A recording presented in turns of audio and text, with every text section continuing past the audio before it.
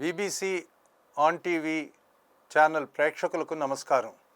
ఈరోజు మనం ఒక కొత్త యాక్ట్ గురించి మాట్లాడుకుందాం. ఈ యాక్ట్ డిపిడిపి యాక్ట్ 2023.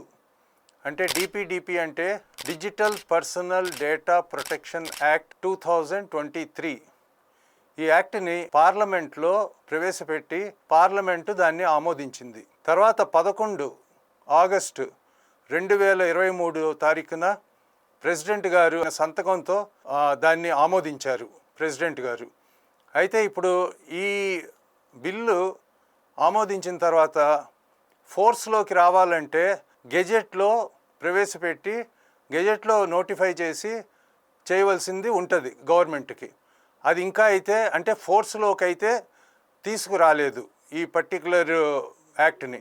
కానీ మనం ఈ యాక్ట్ గురించి ఏంటి అన్నది, దీని ప్రత్యేకతలు ఏంటి అన్నది తెలుసుకుంటానికి నేను చెప్పేది ఏంటంటే, దీనిలో కొన్ని డెఫినేషన్స్ ఉంటాయి. పర్సనల్ డేటా అంటే ప్రతి వాళ్ళకి మనకి పర్సనల్ డేటా ఉంటుంది. మనం ఎవరు, ఎప్పుడు పుట్టాం, మనకి ఏంటి అర్హతలు ఉన్నాయి, ఇటువంటివి పర్సనల్గా ఉండే డేటాని, కొన్ని డేటాలు మనకి వాటిని గుప్తంగా ఉంచుకుంటానికి అర్హత ఉంటుంది.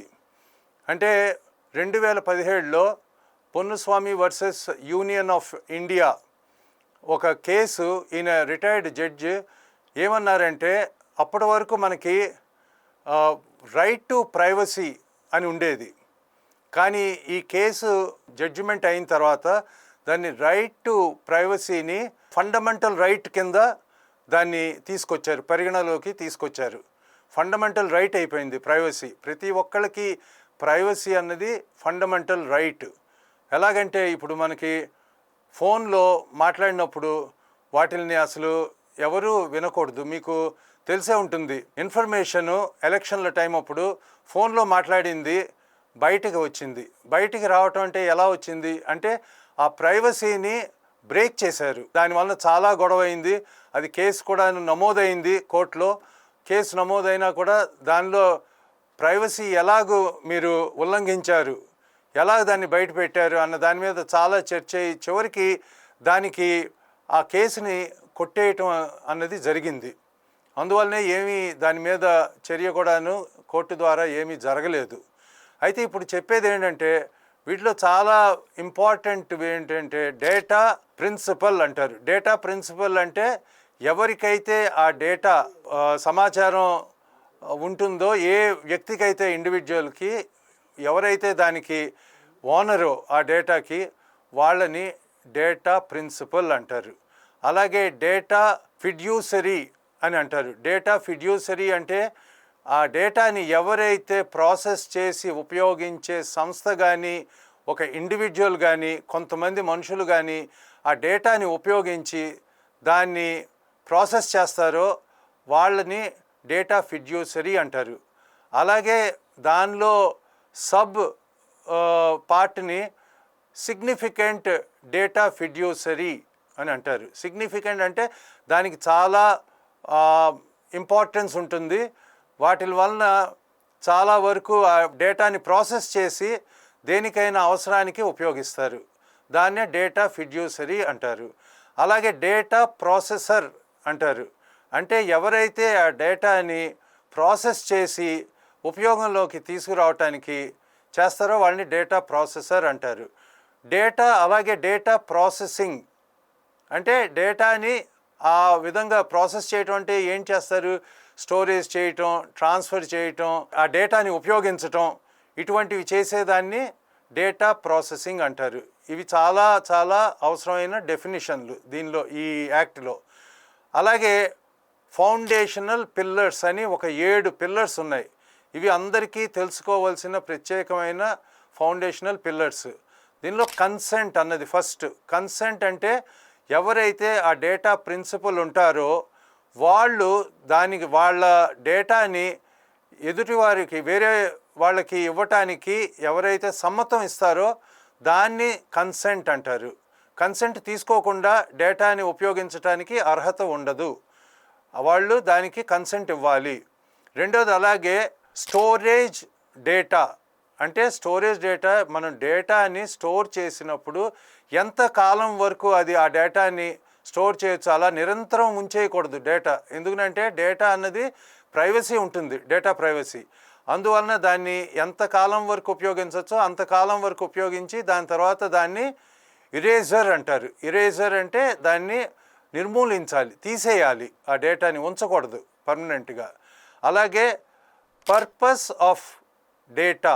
పర్పస్ ఆఫ్ డేటా అంటే ఏ పర్పస్కి అయితే ఆ డేటాని తీసుకుంటారో, ఫర్ ఎగ్జాంపుల్ మనం ఆధార్ కార్డు కనుక ఒక వ్యక్తిది కనుక మనం తీసుకుంటే అది ఏ కారణం బ్యాంక్ అకౌంట్ ఓపెన్ చేయడానికంటే this particular data is given for opening bank account అని కనుక చెప్తే, అంటే బ్యాంక్ అకౌంట్ తప్పించి వేరే చోట ఎక్కడ కూడాను ఆ ఆధార్ కార్డుకి సంబంధించిన డేటాని ఉపయోగించకూడదు. దాన్ని పర్పస్ ఆఫ్ డేటా అంటారు. అలాగే సెక్యూరిటీ సేఫ్ గార్డ్స్ అంటే ఏ డేటానైతే తీసుకుంటారో అది ప్రొటెక్ట్ చేసి సెక్యూర్డ్గా సేఫ్గా అట్టిపెట్టాలి. అలాగ అట్టిపెట్టని పక్షంలో అది ఎవరికైనా చేరిందంటే దాన్ని మిస్యూజ్ అవడానికి ఛాన్స్ ఉంటుంది. అందువలన ఎవరైతే ఆ ప్రాసెస్ చేస్తారో డేటా, అంటే ఎవరికి దాన్ని రీచ్ అవ్వకుండా ప్రొటెక్ట్ చేసుకుని పెట్టవలసిన బాధ్యత ఉంది. దాన్ని సెక్యూరిటీ అండ్ సేఫ్టీ గార్డ్స్ అని అంటారు. డేటా యాక్యురసీ అంటే డేటా కరెక్ట్గా అది రియల్గా ఉండాలి, కరెక్ట్గా సంబంధించింది అయి ఉండాలి, దానిలో ఏమి కూడాను తప్పు డేటా ఉండకూడదు, రిలవెంట్ డేటానే ఉండాలి. దాన్ని యాక్యురసీ, డేటా యాక్యురసీ అంటారు. అలాగే డేటా అకౌంటబిలిటీ. అకౌంటబిలిటీ అంటే ఇప్పుడు ఆ డేటా ఎవరైతే ఉపయోగిస్తారో, ప్రాసెసింగ్ చేస్తారో ప్రాసెసర్, వాళ్ళు తీసుకునేది దేనికిను మిస్యూజ్ అవ్వకుండా యూజ్ చెయ్యకపోతే దాని వలన అకౌంటబిలిటీ ఎవరి మీద ఉంటుంది? ఎవరైతే ఆ డేటా ప్రాసెసింగ్ ఆఫీసర్ అని ఉంటారో వాళ్ళ మీద బాధ్యత ఉంటుంది. ఏమైనా అయితే వాళ్ళ మీద చర్యలు కూడా తీసుకుంటానికి ఉంటుంది. దాన్ని డేటా అకౌంటబిలిటీ అంటారు. డేటా మినిమైజేషన్ అని ఉంది, ఇది 7వ pillar, foundational pillar. Data minimisation అంటే ఎంతవరకు అవసరం డేటా అంతవరకే డేటాని తీసుకుని ఉపయోగించాలి. అంతేగాని డేటా మనకి ఆధార్ కార్డు కావాలంటే Aadhaar card, pan card, voter ID, ration card ఇలాగూ అన్నీ తీసుకుంటానికి వాళ్ళకి అర్హత ఉండదు, తీసుకోకూడదు. దేనికి ఏది అవసరం అంతవరకే డేటా తీసుకోవాలి.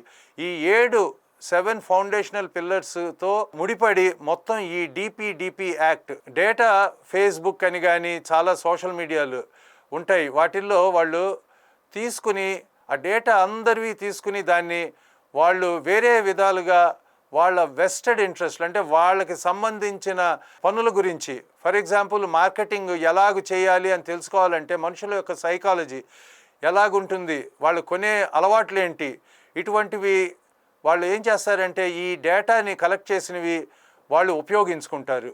అది చాలా అన్యాయము, తప్పు, అన్లాఫుల్. ఇలా ఉపయోగించకూడదు.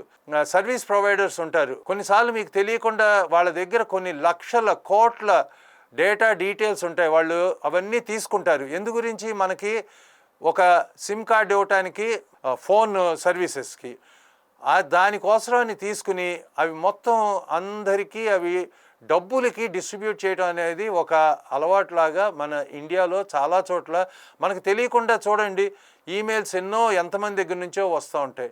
మన వాట్సాప్లో కొన్ని తెలియకుండా మనకి వస్తూ ఉంటాయి. ఇవన్నీ ఏంటవుతోందంటే డేటాని వాళ్ళు వేరే వాళ్ళకి ఇవ్వటం అనేది జరుగుతూ ఉంది. దీన్ని చాలా వరకు ఖండిస్తున్నారు. అందువల్లనే ఈ డిపి యాక్ట్ అన్నది తీసుకొచ్చింది. ఎందుకంటే ఇలాంటివి జరిగినప్పుడు మనం పనిష్మెంట్, అలాగే కోర్టుకు వెళ్ళి కోర్టు దగ్గర మనం దీనికి రెమెడీ తీసుకోవచ్చు. రెమెడీ అంటే కోర్టుకి చెప్పి వాళ్ళని పనిష్ చేయటం కానీ, వాళ్ళకి ఇంకా చెప్పాలంటే పెనాల్టీ కానీ, ఫైన్లు ఈ సంస్థలు ఏవైతే డేటా ఫిడ్యూసరీ సంస్థలు ఉంటాయో వాళ్ళ మీద 250 కోట్ల వరకు పనిష్మెంట్గా అంటే పెనాల్టీ కింద వాళ్ళ మీద పెనాల్టీ వేయవచ్చు. వీళ్ళు ఈ డేటా అన్నది ఎంతో ప్రైవసీ, మనకి ఇది ఫండమెంటల్ రైట్. కొంతమంది ఏం చేస్తారంటే బ్లాక్మెయిల్ కూడా చేస్తారు. ప్రైవసీ అంటే మనకి సంబంధించిన ఫోటోలు కానీ ఇంకా వేరేవేవైనా ప్రైవసీ, ఎవరో ఇంట్లో ఉంటారు, వాళ్ళు అనేక పరిస్థితుల్లో అనేక రకాలుగా ఉండొచ్చు, వీటికి సంబంధించినవన్నీ బయటికి తీసుకొచ్చి వాళ్ళకి ఆ తర్వాత వాళ్ళని బ్లాక్మెయిల్ చేయటం అటువంటివి చేస్తారు. ఇటువంటి వాటిని ప్రొటెక్ట్ చేయడానికే ఈ DPDP యాక్ట్ అన్నది తీసుకొచ్చారు.